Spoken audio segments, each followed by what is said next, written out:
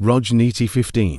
भारताच्या शेजारील महत्त्वाचे राष्ट्र असलेल्या श्रीलंकेमध्ये बऱ्याच उलथापालथीनंतर राष्ट्राध्यक्षपदाची निवडणूक झाली व महत्त्वाचे म्हणजे ही निवडणूक शांततेत पार पडली.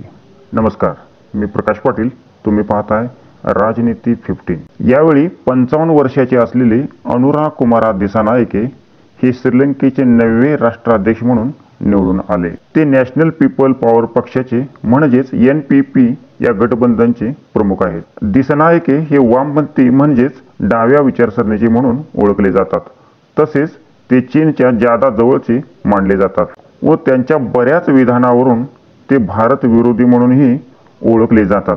गेल्या 2-3 वर्षांमध्ये श्रीलंकेच्या अर्थव्यवस्थेमध्ये खूपच चढउतार दिसून येत होते व याचाच परिणाम म्हणून देशातील अर्थव्यवस्था डबघाईला आली होती व त्यामुळे तेथील लोकांचे जीवनमान खूपच बिकट झाले होते.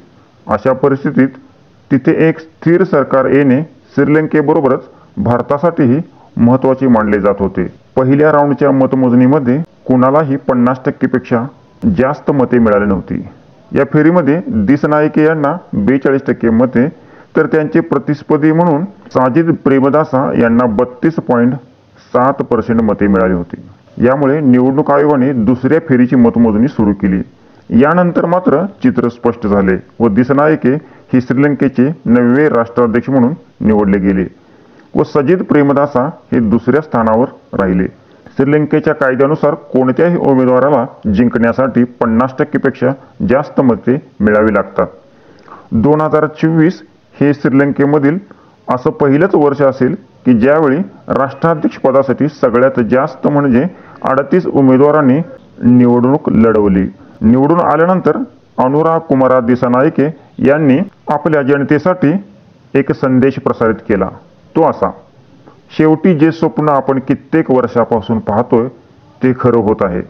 या स्वप्नाला साकार करण्यासाठी हजारो लोकांचे प्रयत्न आहेत. यासाठी तुम्हा सर्वांना जितके धन्यवाद द्यावे तितके थोडे आहेत, कारण हा माझ्या नाही तर आपल्या सर्वांच्या मेहनतीचं फळ आहे. हा विजय आपल्या सर्वांचा आहे.